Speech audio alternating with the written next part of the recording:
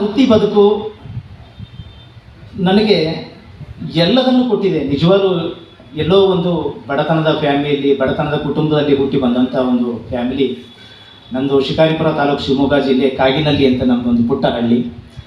ಈ ಕಾಗಿನಲ್ಲಿ, ಈ ಶಿವಮೊಗ್ಗ ಡಿಸ್ಟಿಕಲ್ಲಿ ಹಳ್ಳಿಗಳಲ್ಲಿ ತಗೊಂಡಾಗ ಅತಿ ಹೆಚ್ಚು ವಿದ್ಯಾವಂತರನ್ನು, ಅತಿ ಹೆಚ್ಚು ಕಲಾವಿದರನ್ನು ಕೊಟ್ಟಂಥ ಅದ್ಭುತವಾದಂಥ ಸುಂದರವಾದಂಥ ಹಳ್ಳಿ.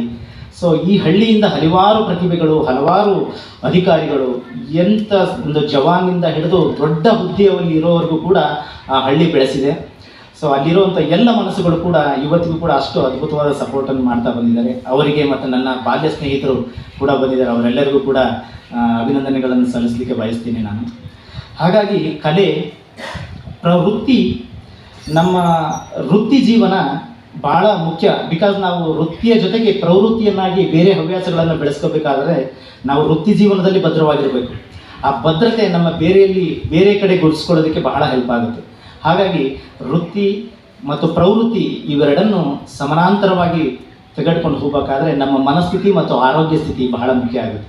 ಈ ಆರೋಗ್ಯ ಮತ್ತು ಮನಸ್ಸು ಎರಡು ಒಂದೇ ದೇಹ, ಎರಡು ಕಣ್ಣುಗಳಿದ್ದಾಗೆ, ಒಂದು ನಾಣ್ಯದ ಎರಡು ಮುಖಗಳಿದ್ದಾಗೆ.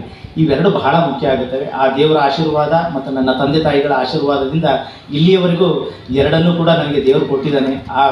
ಆ ಕೊಟ್ಟಿರುವಂಥ ಅವಕಾಶಗಳನ್ನು ಸರಿಯಾದ ರೀತಿಯಲ್ಲಿ ಉಪಯೋಗಿಸ್ಕೊಂಡು ಸಮಾಜಕ್ಕೆ ನನ್ನದೇ ಆದ ರೀತಿಯಲ್ಲಿ ಏನಾದರೂ ನನ್ನ ಕೈಲಾದ ಕಿಂಚತ್ತು ಸಹಾಯ, ಸಾಹಿತ್ಯ ಕ್ಷೇತ್ರ ಇರ್ಬೋದು, ಸಮಾಜ ಸೇವೆ ಇರ್ಬೋದು, ನನ್ನ ವೃತ್ತಿಯ ಜೊತೆಗೆ ಇದನ್ನು ಮಾಡ್ಕೊಂಡು ಬರಬೇಕು ಅನ್ನೋದು ನನ್ನ ಒಂದು ಆಸೆ. ಸೊ ಇಲ್ಲಿವರೆಗೂ ಕೂಡ ಮುಂದುವರಿಸ್ಕೊಂಡು ಬರ್ತಾ ಇದ್ದೀನಿ. ದೇವರ ಆಶೀರ್ವಾದ ಎಲ್ಲಿವರೆಗೂ ಇರುತ್ತೋ ಅಲ್ಲಿವರೆಗೂ ಇದು ಕಂಟಿನ್ಯೂ ಆಗ್ತಾ ಇರುತ್ತೆ. ಹಾಗಾಗಿ ನನಗೆ ವೃತ್ತಿ ಬದುಕು ಮತ್ತು ಬದುಕುವ ಕಲೆಯನ್ನು ಕಟ್ಟಿಕೊಡ್ತು. ನಿಜವಾಗ್ಲೂ ನಾನು ತುಂಬ ಹೆಮ್ಮೆ ಪಡ್ತೀನಿ. ಇವತ್ತು LNTಯಲ್ಲಿ ಕೆಲಸ ಮಾಡ್ತಾ ಇದ್ದೀನಿ ಅನ್ನೋದಕ್ಕೆ. ಎಲ್ಲದನ್ನು ಕೊಟ್ಟಿದೆ. ಇವತ್ತು ಹೆಸರು, ಒಂದು ಉತ್ತಮವಾದ ಸಂಬಂಧಗಳು, ಪ್ರತಿಯೊಂದು ನನಗೆ ಕೊಟ್ಟಿರೋದು LNTಯಿಂದ ಕೊಂಡಿದ್ದೀನಿ ಅಂತ ನಾನು ಹೇಳಲಿಕ್ಕೆ ಬಯಸ್ತೀನಿ. ಅದರ ಜೊತೆಗೆ ಸಾಹಿತ್ಯ ಕ್ಷೇತ್ರದಲ್ಲಿ ನಾನೇನಾದರೂ ಒಂದು ಸ್ವಲ್ಪ ಮಟ್ಟಿಗೆ ಸಾಧನೆ ಮಾಡಿದ್ದೀನಿ ಅಂತಂದರೆ, ಇದೇ 2014ರಲ್ಲಿ ಒಂದು ಕಾರ್ಯಕ್ರಮ ನಡೀತಾ ಇತ್ತು ಸರ್. ಕೊನೆಯ ಸೀಟಲ್ಲಿ ಕೂತ್ಕೊಂಡು ನಾನು ಪ್ರೋಗ್ರಾಮ್ ನೋಡಿದ್ದೆ. ಸೊ ಅದು ನಮ್ಮ NV ಅಂಬಾಮಣಿ ಮೇಡಮ್ ಅವರ ಅಧ್ಯಕ್ಷತೆಯಲ್ಲಿ ನಡೆದಂಥ ಕಾರ್ಯಕ್ರಮ ಮುಗಿದ ಮೇಲೆ ನಾನು ಮೇಡಮ್ ಹತ್ರ ಕೇಳಿದೆ. ಇಷ್ಟು ಇದಕ್ಕೂ ಕಿಕ್ಕಿರದ ಜನ ತುಂಬಿತ್ತು. ಮೇಡಮ್, ನಿಮ್ಮದು ಅದ್ಭುತವಾದ ಕಾರ್ಯಕ್ರಮ ತುಂಬ ಚೆನ್ನಾಗಿ ಮೂಡಿ ಬಂದಿದೆ, ಭಾಳ ಖುಷಿ ಆಯಿತು ಅಂತ ಹೇಳಿದೆ. ಆವಾಗ ನಮ್ಮ ಅಕಾಡೆಮಿಗೆ ನೀವು ಒಂದು ಸದಸ್ಯರಾಗಿ ಅಂತ ಹೇಳಿಕೊಂಡು ಸದಸ್ಯರಾದೆ. ಅದಾದಮೇಲೆ ಅಕಾಡೆಮಿಗೆ ನನ್ನನ್ನು ಯಂಗ್ಸ್ಟರ್ಸ್ ಎಲ್ಲ 85-90+ ಸರ್ ಅಕಾಡೆಮಿಯಲ್ಲಿ ಇರೋರು ಇವಾಗ. ಅದರಲ್ಲಿ ಚಿಕ್ಕನು ಅಂದರೆ ನಾನೇ. ಹಾಗಾಗಿ ಎಲ್ಲ ಜವಾಬ್ದಾರಿನ ನನಗೆ ಕೊಟ್ಟು ಅವರು ಮಾರ್ಗದರ್ಶನನ ಮಾಡ್ತಾಯಿದ್ದಾರೆ.